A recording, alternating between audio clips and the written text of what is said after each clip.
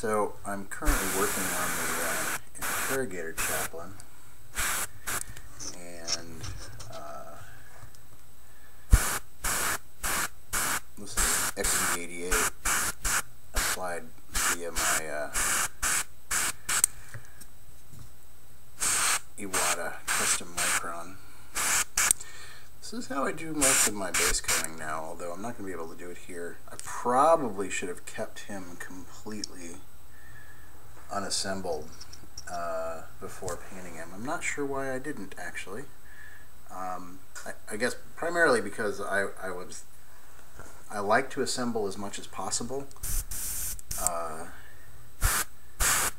before I paint.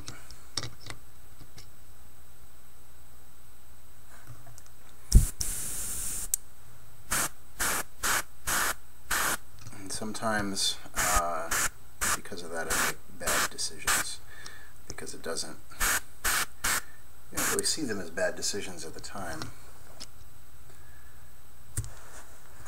Anyway, so this is the base for his tabard.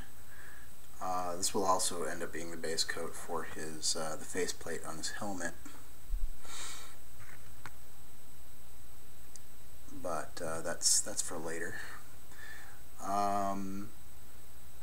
And then I'm going to be adding Ustabi bone and Screaming Skull as highlights. Well, really, this is the shadow color. It's not even like, this isn't even the primary color. I'm having a little more difficulty figuring out exactly where to go with the inside of his cape. I think I'm going to use Screamer Pink and then go darker from there. So Screaming Pink is sort of the base, but it's a little bit too bright. I think there's probably a better color that I just don't have, but I'm going to dig around through my stuff and see if I can find something a little bit more appropriate. I know Screamer Pink would be like a highlight color. So anyway, yeah, there's that. And then I guess the other side of his cape is green. And then he's, his armor's primarily black, so that's going to be a lot like when I was doing the Ravenwing.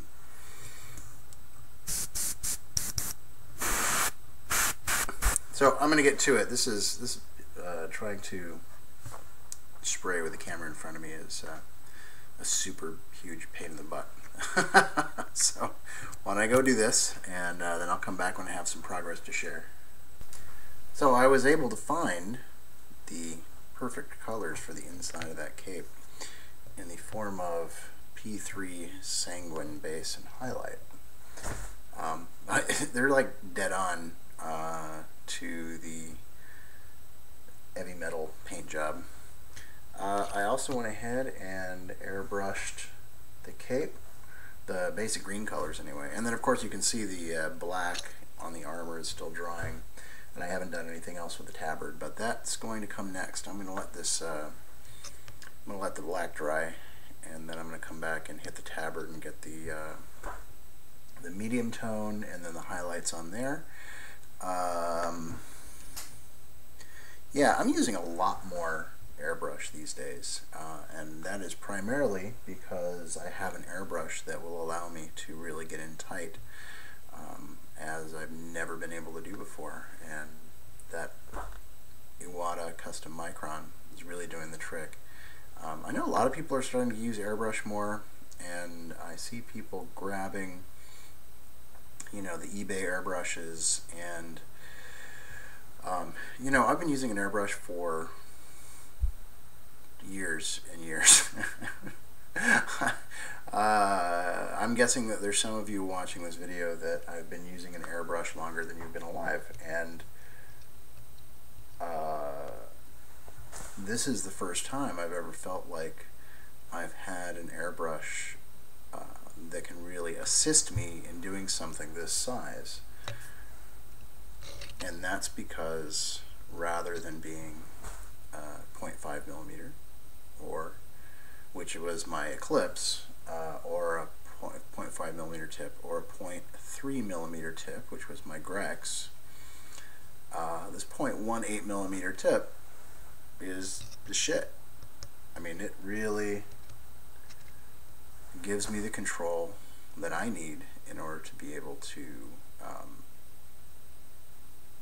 do something in this scale and feel like I'm not completely overspraying everything or having to mask off everything all the time, which is really the only other way. I mean, if you have a larger tip, yeah, you can still use it, but you're spending, you know, twice as much time getting your mini done because you're having to mask everything for overspray every time that you use it. But with the 0.18 tip, that's not the issue at all. And so, you know, I'm able to go in and do some quick highlights, and this doesn't even do it justice at all. Both on the sort of plum color in the inside and the greens on the outside, and the tabard. And so, you know, choosing the correct order in which to do that helps, because obviously if I waited until last to do the tabard, there's pretty much no way I wasn't going to get overspray on some of the other stuff. But you know, doing it intelligently, I was able to go in and hit the things in the order that they should be done, and I'm thrilled. Yeah, so anyway, let me get back to work. Well, actually, I'm going to go have some lunch while this dries, and then I'm going to get some more work done, and then I'll come back and show you where I am. So things are really starting to come along. As you can see, I've got the tabard color on there, or colors, because there's several of them. The golds is what I've been working on recently. That and getting the stripes on the bottom of both sides of the cape done. This stripe is the sanguine highlight color with a wash of Leviathan purple, which is an old purple wash, over it. And then I took that same Leviathan purple and went around the edge of the Dark Angel symbol on the back there as kind of a drop shadow, a separation between the symbol and the green of the cloak. I've seen guys do this with black as well, just straight black, and that makes for a much more contrasty break. Looks pretty cool. It's a lot of times it's done as a sort of tabletop style because it looks better from a distance, but I generally don't do that, or at least not very often. So it's really coming along, and the gold is, well, I did all the ropes and the golds base coated in Mornifang brown, and then the golds got Balthazar gold, and then I washed it with Agrax Earthshade, and then I'm going to go back over it with Gehenna Gold and do some final highlighting with Gehenna Gold mixed with Runefang Steel, which is a really kind of bright silver color. And I think that's what I'm going to go do now. And then I'll be back in a bit, and we'll take a look at the progress. Alright, so it's really coming along here. I did the shoulder pad, and I did the cape. By the way, my standard stand-in for white is Celestra Gray, and what's the other one? Oh, Ulthuan Gray. They both do very well. The Celestra Gray as the base color, and then the Ulthuan Gray as the highlight. And they give your white some richness, even though it's not actually white. It's pretty close. It's kind of an off-white gray. like how that comes out. And I highlighted the rope, as I think you can see. Let's see if my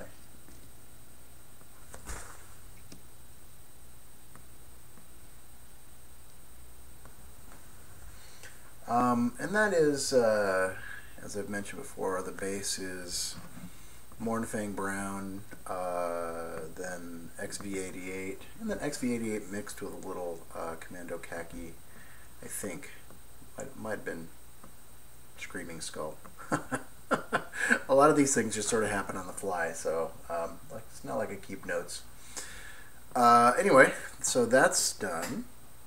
I also did the smoke, and I don't know that you can really see the subtleties of it on this video, but I like how that turned out. And what I do anytime I want to get a really good blend of you know, kind of a smooth layering of colors, I make a fairly transparent mix of the color using the Liquitex airbrush medium, and it really helps kind of spread the pigment around, oh, excuse me, in thin layers, and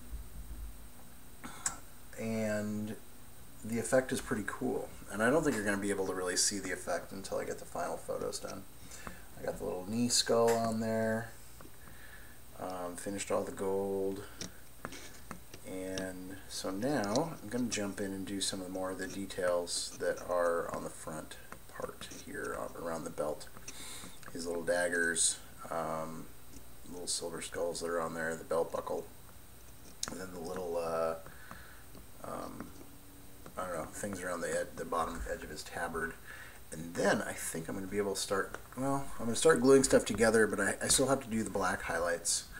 And I have the head and his gun to do, as well as his right hand, his staff, or I don't know, is that a Crozius? I don't even know what that's called.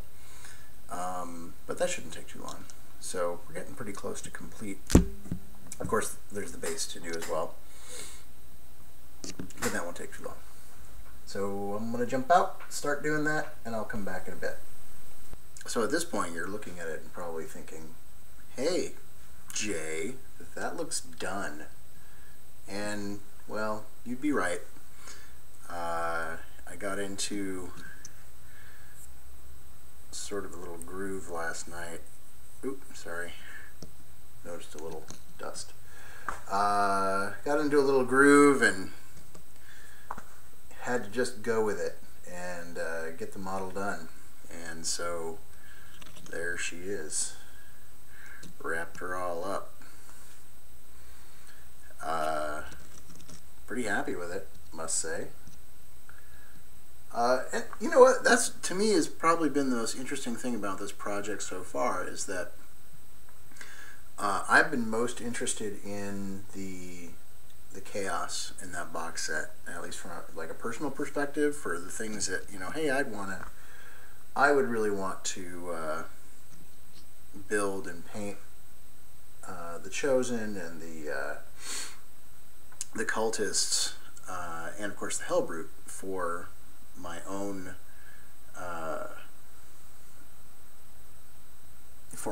army.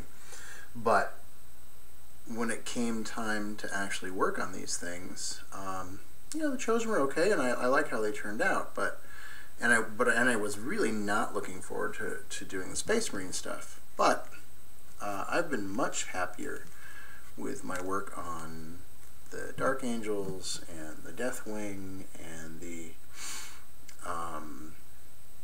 and these guys than I have the Chaos, which is sort of a real weird situation for me. So yeah, so anyway, this one's done, and I'm about to go start work on these guys here. I've already been doing a little base coating on them, but I don't think I'm going to shoot video on this because I really need to get them done quickly. And when I'm thinking about shooting video, it means I'm not painting. So I'm just going to go ahead and paint them. I will showcase them probably with my next video. So this video is going to be in the bag here, and so at the end of this you'll see the final photo.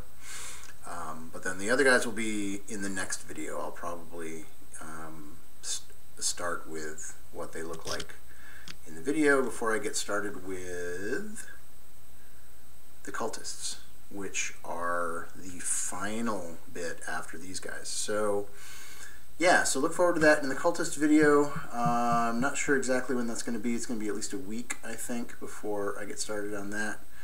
And yeah, so there we are. And I will talk to y'all later.